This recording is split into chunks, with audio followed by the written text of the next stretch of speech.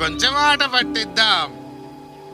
Hello, ఇక్కడికి కొత్తగా వచ్చారా మీరు? ఇక్కడికి నేను ప్రతిరోజు గడ్డి తినడానికి వస్తున్నాను. నన్ను నేను కొత్త అని అనుకోను. నువ్వు చాలా సరదాగా ఉండే జంతువు కదా.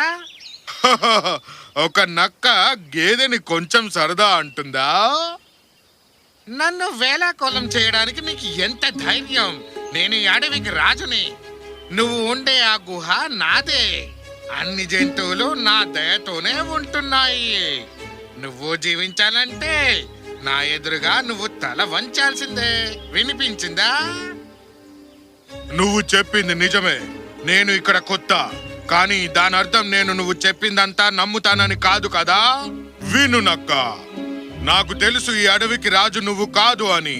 నిజానికి ఈ అడవి ఎంత పెద్దదో కూడా నీకు తెలిసి ఉండకపోవచ్చు.